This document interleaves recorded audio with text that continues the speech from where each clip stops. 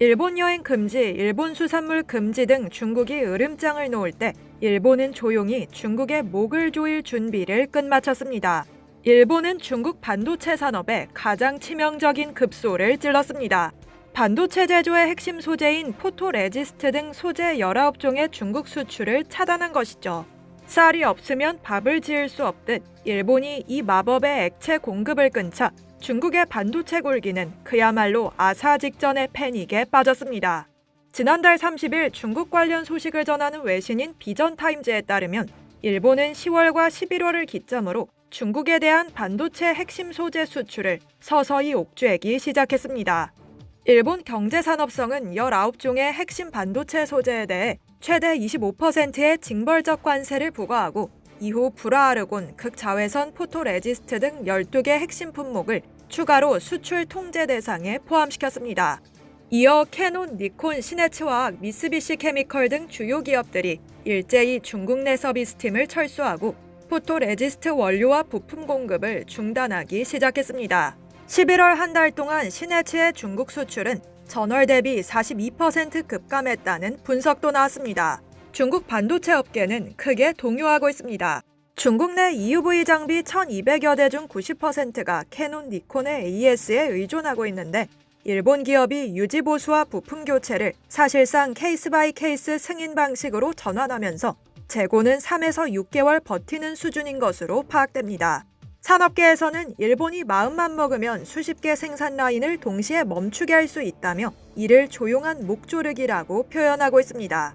전문가들은 일본의 포토레지스트 장비 서비스 철수는 중국 반도체 산업을 5에서 10년 후퇴시킬 수 있는 결정적 타격이라고 평가하고 있습니다.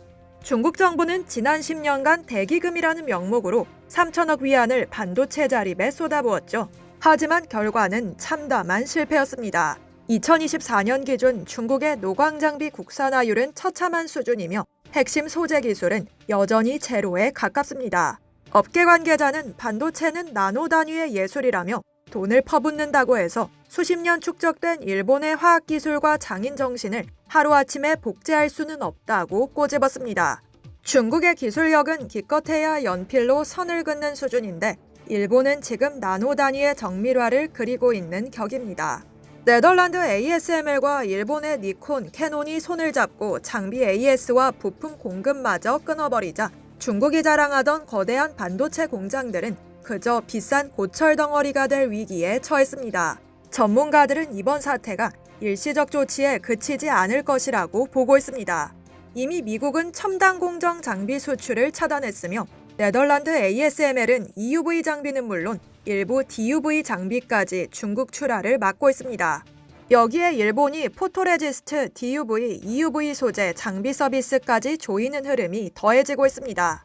중국은 아직 히토류 카드를 손에 쥐고 있는 상황인데요. 기술과 자원 어느 쪽이 승자가 될지 치열한 힘겨루기가 관심을 모으고 있습니다. 이상 여의도튜브였습니다.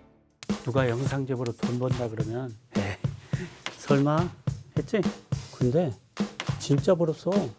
머니캠. 야 너도 벌 수 있어.